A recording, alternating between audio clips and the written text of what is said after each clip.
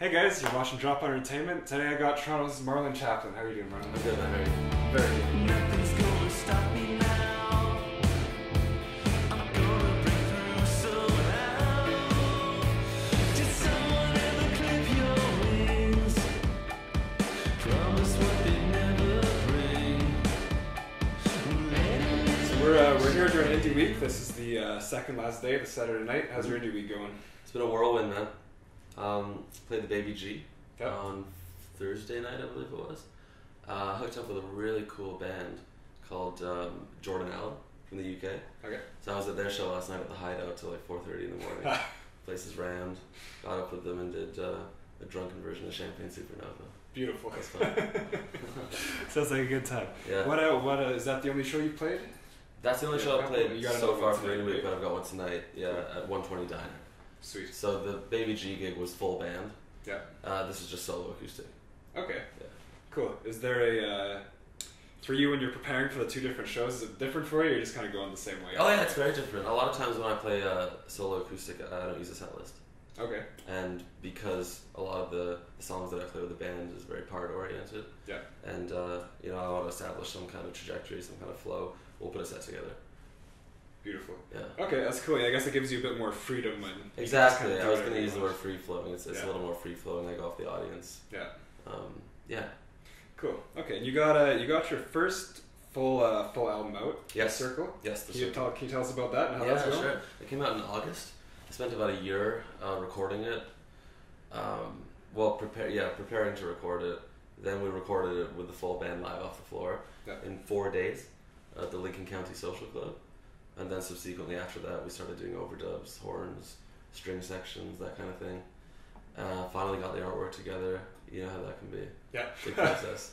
And yeah, so all in all, it took about a year and a bit to put together. But it just came out. First single was called Elevation. We did a banging music video for that. Yeah. With a great crew. And we have a couple more on the way. Right on. Can you tell us about the process of you guys shooting Elevation? How was that experience? Shooting the video? Yeah. Yeah, it was great. We actually went to a studio in the West End to do it. And it was the first time I'd ever actually shot a music video out of like a television studio. Right. So it was like proper cameras. I think the cameras we used were something they use on like Pacific Rim or Nice. one of those like big action movies. So Yeah. it turned out really well. It was proper. It's a big tune. It's thick and heavy and expansive. So I wanted the visuals to reflect that. I wanted to come out with a bang, and it was great. It was really good. Deep Field Productions is the crew that I worked with. Is two very talented directors. Cool. Yeah, we just worked on the concept together. Right on. Yeah. That's awesome. Cool. So I've had bands from across Canada, all over the world in here today. Okay. Just because we're doing Indie Week things. Yeah. I'm always asking them about what their thoughts are of the Toronto music scene. You actually being part of the Toronto music scene, what are your thoughts on what's going on in our city right now? Well, I think the scene reflects the nature of the city itself, which is very diverse. It's multicultural and it's eclectic. Yeah. You can't help but have that reflect the arts in the city that you're in, if that's the case. For sure. And I think that's the case in Toronto. So it depends on what pocket you're talking about, right? So you've got a pretty strong roots rock and roll country scene that's sort of always going to be there at the Cameron House. Right. And the Dakota, less these days, but over the past couple of years, the Dakota. Then you've got, the world. Toronto has a pretty heavy world scene as well. Then there's always the synthy, indie rock scene. I personally, I don't think I fit in with any of that. Right. I never have. I feel like I've always been the black sheep. Yeah. I've never been a part of a scene. So I'm really looking at it as an outsider the whole time. Right. More of like an objective observer. So I think there's a lot going on, and it's really hard to say that Toronto has one scene that is dominant. Right. Yeah. Right. Yeah. No, there's definitely a whole lot going on. Yeah. You're just saying that you feel like you don't really fit into any scene, or you haven't anyway. So No, I when people ask you what your genre is, what is your answer? Because I feel like it could fit into a lot of places. You could answer it anywhere. Nobody. Yeah. Yeah, for sure. I feel like my definition doesn't please people. Okay. Or, because my definition is rock and roll. But I've found in saying that, the term rock and roll has become sort of convoluted over time, and Right. it can mean so many different things to so many people. It's like saying punk. Yeah. Punk means a million things to a million different people. Yeah. So to me, it's rock and roll music. But I've had so many different genres, different labels thrown at me over the years. Yeah. You know, I mean, also every release I put out sort of has a different vibe to it as well. So the last EP I put out in 2016 had more of a country bent to it. Right. This one's a bit more just big, sort of stadium, no bullshit rock and roll tunes. Oh, Yeah. there you go. I can't help but slip out rock and roll definition. Yeah. Yeah. Okay, cool. There you go. And yeah, so you guys should show at the Horseshoe. What are a few of your favorite venues to play in the city? That's one of them, for sure. It's hard to compete with. Yeah, it's exactly. Legendary. It's in the title, isn't it? Yeah. But well earned. Yeah, the Horseshoe, for sure. I love playing the Drake Underground. I'm happy to hear that they're getting that back together after the flood. Yeah. I just think that's a great vibe and sound system, and they really take care of the whole aesthetic there. That's something that's important to me. It's not enough for me just to have a space with a stage. You have to cultivate a vibe as well. Right. Another place that does that well is Cherry Colas. Definitely. If you're talking smaller venues. Yeah. Yeah.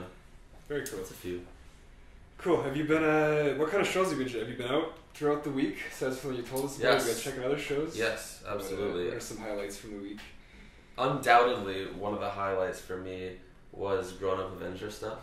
Nice. Have you seen that? Yeah. We actually we saw them downstairs at Revival on the opening night. I think. Oh, okay. I know cool. they played a few shows after that. Yeah. So we actually played with them at the Baby G, Sweet. and they blew my head off. Yeah. Absolutely. I think Tyler, the drummer, is on par with Grohl and Bonham and all those guys, and I don't say that about everybody. But not to mention their songs are great as well. Yeah. I mean, to me, it comes down to the song. Yeah. If you don't have the song, then you don't have much. So they have the songs, they got the sound, and they just kick, man. They kick. It's so rare that I see a band that isn't afraid to just fucking dig in Yeah. as hard as they do. And then I saw them last night at the Paddock. I had to go for a double dose. Yeah, you needed another Yeah. taste. Yeah, they're great. That's pretty sweet. Yeah, that was definitely a highlight. As I said, Jordan Allen as well. I caught Glass Necklace at the supermarket. Nice. Yeah, they were great as well. We played with them a couple times. We did an Oshawa gig with them, I think, about a month and a half ago. Yeah. Yeah, and they had the Goodbye Honolulu drummer filling in for them. Cool. That's pretty cool. Right on. Yeah. I had a question, I forget it. Oh yeah, okay. So the Baby G. I've only been there once. Right. What were your thoughts of that venue? It seems maybe a strange place for a rock show. I saw like a rap show there, and it seemed appropriate. Oh, for interesting. that. Yeah. See, I've seen a Maybe few just when shows I was there. there. Well, that's just it, right? I feel like they're not like the Dakota where you know what you're getting when you go in, or Right. like the Cameron House, as I was saying. So I think their selection process when it comes to talent is pretty eclectic. Right. Because I've been to a few shows there, and it's been like crazy avant-garde noise rock, and then I've been there when it's been like shoegaze and Right. everything in between. Well, that's interesting. Now I know. I assumed it was always like. Yeah, I assumed it was more of that kind of music, but if they just have everything Somebody going was on, saying that to me that night I'll have as to well. put it back on my radar. Yeah, I know it's good, and I think it's set up really well for a rock outfit. Yeah. Yeah, they have these. Well, it's a raised stage, which I always like. Yeah. And they have pretty thick velvet curtains on the side of the stage, which I think sucks the sound Right. out in a good way. So Yeah. so it's not like clangy, and when there's bodies in the room, it sounds pretty good. Um, Yeah, I had a good time playing there. That was my first time playing there. okay. Yeah. Sweet. Yeah. Okay. Do you have any other local Toronto bands that you can recommend that people may or may not have heard of already? Yes, somebody that I always mention is Jerry Legere. His band, Jerry Legere and The Situation, are fantastic. They've been around a long time. He's worked with people like Ron Sexsmith and Serena Ryder, and he signed to the Cowboy Junkies label, Right. Leighton Recordings. And he's one of those guys that I feel should be a lot more well known than he is. So whenever I mention him, sometimes I get a blank stare. Yeah. And so I think he needs to be heard more. Nice. He just signed some sort of I think distribution deal with Warner, so he's getting out there a little more. Nice. Also, Could do it. yeah. Also, Ada Dali Okay. is somebody that I used to work with pretty frequently, and she's just got a powerhouse voice and an excellent songwriter as well. Definitely check her out. Beautiful. Yeah. Okay. How did you yourself get started songwriting?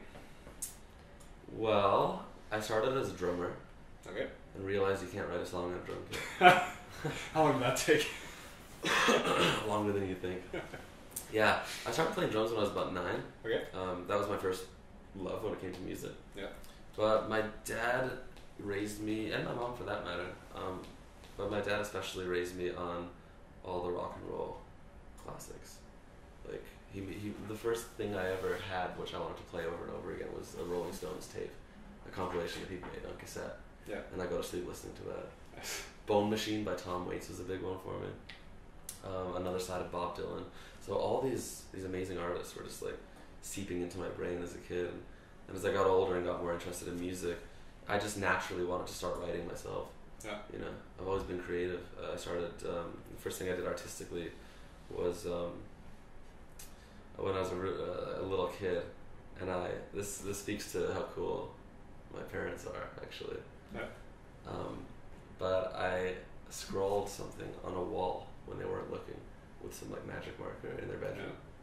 Yeah. My dad came in and saw it, and instead of scolding me, he actually took a marker and just put the date at the bottom. So yeah, I always had that creative spark, and just songwriting seemed to be the next logical step. Yeah. Yeah. Cool. And when you're writing your songs, do you have what would you say is like your main source of inspiration, if you have one? I don't really have a main source of inspiration, because if I did, I'd just keep going back to that, I think. Right. You know, but it changes all the time. It can be a melody that just pops into my head as I'm walking down the street. It can be a line that I find interesting.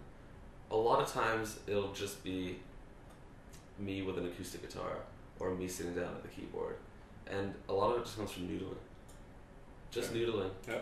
And if I'm doing something else, like, you know, watching YouTube or something, or there's something inane, and I'll have a guitar in my hand, I feel like sometimes I'm in a zone where I'm not overthinking it. Right. So your subconscious just starts to take over a little more, and that's when I find things flow easier. That's interesting. That's like the second last band I interviewed, asking them about songwriting, and they said they've started doing that with their lyrics.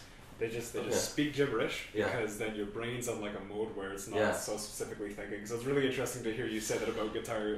I can just after. Yeah, that makes sense to me. I can see why they say that. A lot of times when I write songs, when it comes to the lyrics, I'll just write bullshit lines, which are placeholders to me, and then I'll come back later and actually refine them. So yeah, same sort of thing. It's sort of stream of consciousness. A lot of it is syllables as well. Right.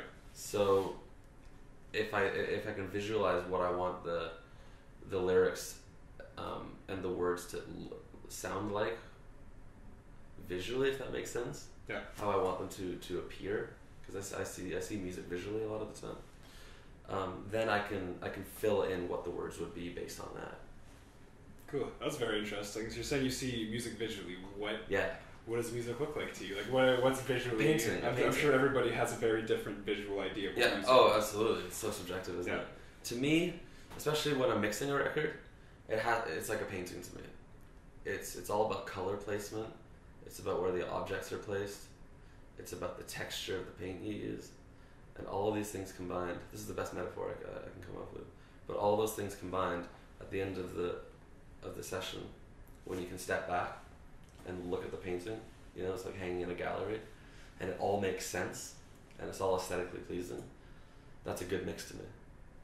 So it's multi-dimensional, and the guitar in relation to the drums, in relation to where the vocal sits, and et cetera, that to me is like a good painting. You know, there's like a little yellow down here in a vast landscape of green and brown. But if that yellow wasn't there, it wouldn't be as interesting. So you need that little thing in there. Yeah. You know what I mean? Yeah, no, definitely. That's a beautiful analogy. That's a great way of putting it. Yeah. Cool. Okay. And what else do you have coming up in the near future? What are you working on? So I'm working on several music videos right now. Cool. With some very talented directors. There's a song called A Single Drop on the record, which seems to be a bit of a sleeper hit.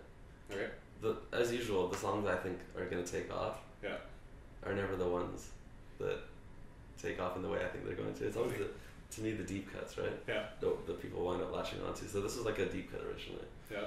And people seem to like it. So we're doing a video for that. The song sort of deals with technology and ruminating on our current relationship with it in the world. So the video's in 3 parts. Part of it is myself and part of my band and some friends going out for a night on the town, just connecting. No phones, no devices, nothing like that. And then there's a second part of the video which speaks to an image that's on the album cover, which is 2 girls that are sort of distracted on their devices.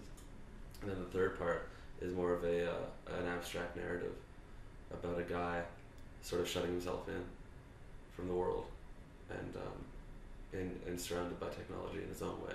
Okay. So just a couple days ago, we finished shooting that. We wrapped that. Awesome. Yeah. Okay. Well, I'm looking forward to seeing those. When about do you think those will be coming? That's gonna be in the new year. Yep. There may be another video coming before the new year's out for a more stripped down tune off the record called "Take Me There." Okay. But that remains to be seen. Okay. Yeah. Awesome. Well, we got some things to look forward, anyways. Beautiful. Awesome. So yeah, Marlon Chaplin. Make sure to check him out. Thanks so much for doing it. Thank you. You know it's only